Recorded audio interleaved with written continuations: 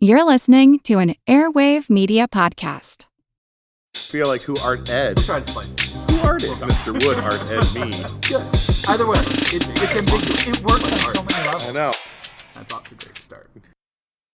Welcome to Who Arted, weekly art history for all ages. I'm your host, Kyle Wood, and today we're going to be looking at Henri Matisse. Henri Matisse was born in northern France on December 31st, 1869. His father was a successful grain merchant. In 1887, Henri was well on his way to a successful, respectable career when he went to Paris. He was going to study law and was actually working in that arena for a while, until the age of 20 when he had appendicitis. His mom gave him a paint set so he could have something to do while he recovered, and he decided to become an artist. While Matisse described taking up painting as finding, quote, a kind of paradise, his father was deeply disappointed. In 1891, he attended art school in Paris. He studied at the Académie Julian under William Adolphe Bouguereau, which is interesting because Bouguereau was sort of the antithesis of what I think about in terms of Matisse and the avant-garde. Bouguereau was a highly polished figurative painter.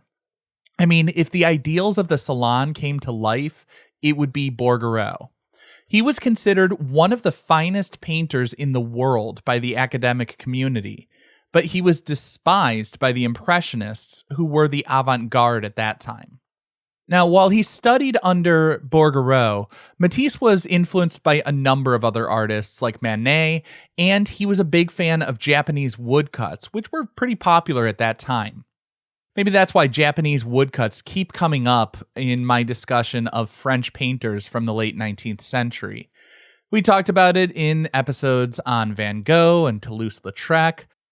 I think part of the reason for that is, these avant-garde artists were always excited about what was new and different.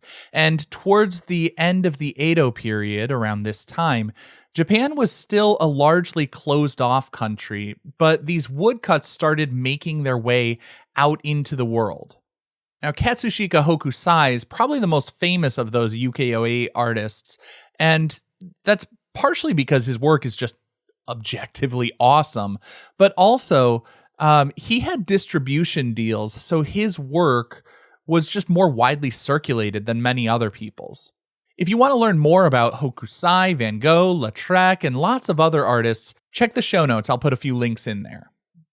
But back to Matisse. One thing I would really want to emphasize is that while I might say he came to painting relatively late in life, I mean, the age of 20, he was just deciding to become an artist while he was stuck in bed, he really dove into that work. As I said, he went to art school, but he also networked with artists and learned from different artists. In 1896, he went to visit a friend, the painter John Russell, who taught Matisse about color and suggested he check out a little-known artist named Vincent van Gogh. He even gave Matisse one of Van Gogh's drawings. In 1898, Camille Pissarro told him to go to London and check out the works of J.M.W. Turner. He just kept talking to amazing artists who showed him the work of other amazing artists, and Matisse was soaking it all in.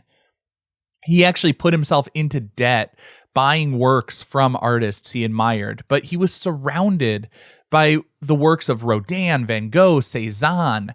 I gotta say, if you're gonna put yourself into debt buying art, those are some pieces to buy because it's a heck of an investment. I mean, those pieces would be worth millions of dollars today. But it may have been a little less sure of an investment back in Matisse's day. In the summer of 1905, Matisse took his family out of Paris to a small fishing village of Callière. This trip would prove pivotal as he and his friend André Derain developed an avant-garde approach that would not just define a movement, but echo throughout several movements for generations to come. He invited the young artist Derain to join him, and the two of them painted side by side around the village. Matisse encouraged him to move away from natural colors. They applied paints straight from the tube with little to no mixing, put together works with unusual color schemes. Particularly, they often focused on putting complementary or opposite colors next to each other, with the idea that the heightened contrast would make the colors seem brighter. Now, this movement was called Fauvism, and the term Fauvism actually came from a French critic. In 1905, Louis Vaucelet was at the Salon and he saw a 15th century sculpture surrounded by paintings by Matisse and Derain. Vaucelet reportedly remarked, quote, Donatello au milieu des fauves, end quote, meaning Donatello among the wild beasts. Like the Impressionists, the Fauvists took the term a critic had used to insult them and just ran with it, transforming its meaning. They were considered to be wild because of their bold use of color. The Fauvist style is a sort of extension of that post-impressionist movement, further flattening the images, making things more abstract with bolder colors and more expressive painterly styling. Now, just to drill down to a specific work, in Matisse's painting The Goldfish, we see a few different ideas coming together. One of the first things I notice would be the goldfish themselves. They're bright and bold, and he achieves that impact not only in the choice of color for the fish, but the colors that surround them. In the painting, we see he places contrasting colors or complementary colors like red and green, blue and orange next to each other. Increasing that contrast will increase the perceived intensity of those colors. I think it's worth also noting that the goldfish were introduced to Europe from Asia in the 17th century. In the 19th century, many European artists were heavily influenced by Asian art. It was a craze referred to as Orientalism.